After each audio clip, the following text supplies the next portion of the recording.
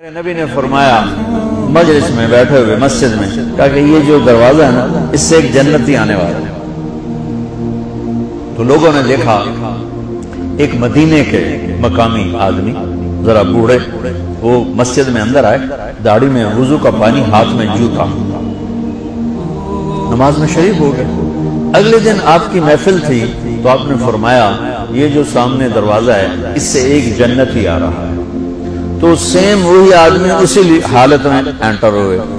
اگلے دن ہوا تو آپ نے کہا اس دروازے سے جنتی آنے والا ہے، ٹھیک وہی آدمی اسی حالت میں انٹر۔ اس مجمع میں ایک صحابی بیٹھے ہیں، ان کا نام ہے عبداللہ بن عمر۔ یہ 1,24,000 صحابہ میں ان کی ایک اسپیشلٹی ہے کہ یہ سب سے زیادہ عبادت کرتے ہیں، سب سے اتنی عبادت کسی نے نہیں کی۔ ساری رات نفل پڑھتے تھے، سارے دن کا روزہ رکھتے تھے اور دن رات میں ایک قرآن ختم کرتے تھے۔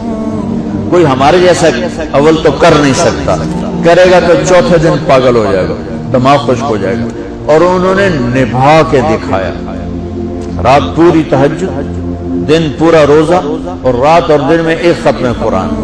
اب ان کو خیال آیا کہ یہ بابا جی مجھ سے بھی زیادہ عبادت کرتے ہیں جو ان کو یوں ڈائریکٹ جنت کی بشارت ملی اور مجھے نہیں ملی،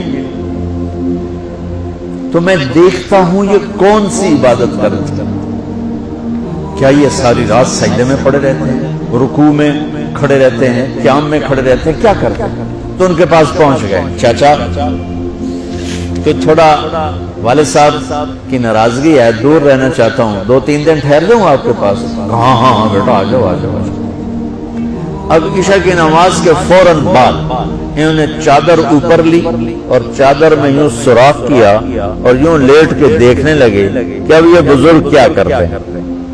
بزرگ تشریف لائے، سرانے پہ سر رکھا، اللہم بسمک اموت و احیا، سونے کی دعا پڑھی اور تھوڑی دیر بعد خراٹے آتے ہیں۔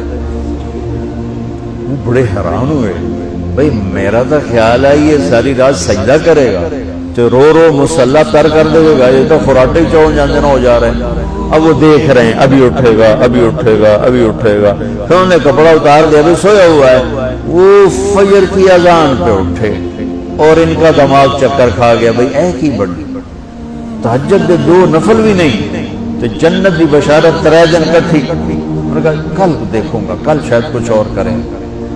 اگلے دن آئے پھر اسی طرح یوں کر کے لیٹ گئے اور بزرگوں نے بھی یوں کیا اور بسمک اموت و احیا اور پورا کمرہ خراٹے آنا۔ وہ پھر پریشانی کب اٹھے گا کب اٹھے گا، فجر کی اذان پہ اٹھے تو اور ان کی حیرت بڑھ گئی، کہنے والا سچا، اس کے بات کو تو چیلنج ہو نہیں سکتا، وہ محمد مصطفیٰ ہیں، لیکن یہ چکر کیا ہے، یہ جنت مل کیسے رہی ہے؟ چلو ایک رات اور صحیح۔ تیسری رات آئے، یہ یوں لیٹے وہ یوں لیٹے، یہ دیکھتے رہے وہ سوتے رہے، حتیٰ کہ فجر کی اذان پہ آئے تو یہ نا پھٹ پڑے، کہنے لگے چاچا بات بتاؤں؟ کہنے کیا؟ کہ میری کوئی جھگڑا نہیں تھا ابا سے، میں نے 3 دن مسلسل تیرے بارے میں سنا جنتی آ رہا، 3 دن تجھے اللہ کے نبی نے بشارت دی جنتی ہے جنتی ہے جنتی ہے، لیکن میں اس بات پہ حیران ہوں تو ساری رات سوتا رہتا۔ اس زمانے میں منافق بھی تہجد نہیں چھوڑتے تھے، فرض نماز تو فرض نماز ہے، منافق بھی تہجد نہیں چھوڑتے تھے۔ تو کہنے لگے کیا کرتے ہو؟ ساری رات تو سوتے گزار دے گا، کیا کرتے ہو؟ کہنے لگے بھتیجے جو تو نے دیکھا ہے یہی کرتا ہوں۔ اب یہ پریشان ہے کہ اللہ کے نبی کی بات کو تو چیلنج ہو نہیں سکتا، اور جس کو بشارت دی ہے انہوں تو فٹ نظر نہیں آ رہی کہ کیسے 2 نفل آج کہ نیک لوگ تہجد نہیں چھوڑتے۔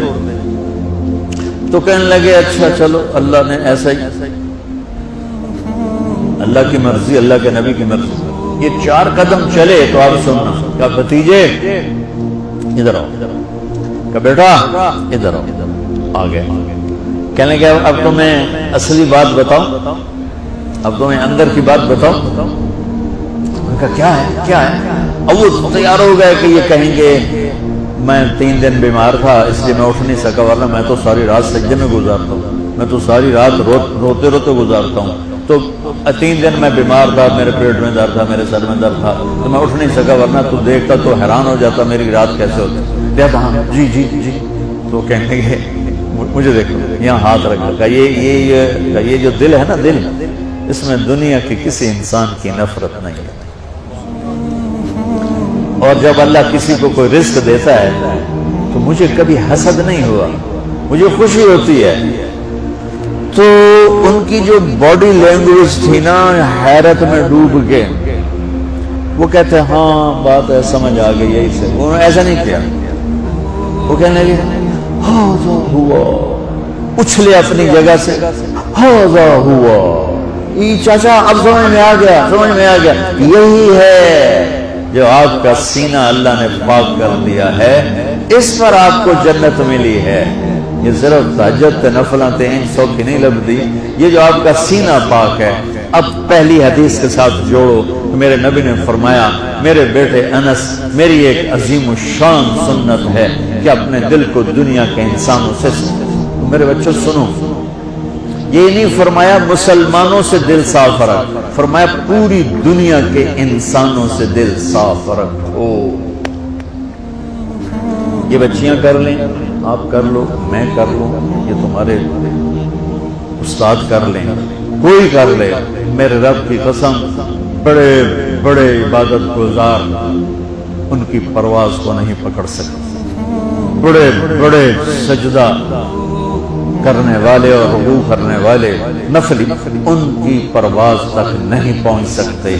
ایک اس وجہ سے کہ یہ عظیم الشان سنت ہے، ایک اس وجہ سے کہ اس کے کرنے والے بڑے تھوڑے ہیں، ایک اس وجہ سے کہ یہ مشکل بہت ہے کہ آدمی کو خود ذبح ہونا پڑتا ہے تب جا کر یہ چیز ہاتھ میں آتی ہے۔ ایسے نہیں ہے کہ تہجد کے لیے نیند قربان کر دی، ہم جماعت میں گئے 40 دن کے لیے تھوڑا روکھا سوکھا کھا لیا اور گھر کی جدائی برداشت کر لی، یہ پل پل کی موت ہے، پل پل کی عزت نفس پہ چھریاں ہیں، اور پھر یہ مسکرا کے چلتا ہے، یہ مقام اسے جبریل سے بھی اوپر لے جاتا ہے۔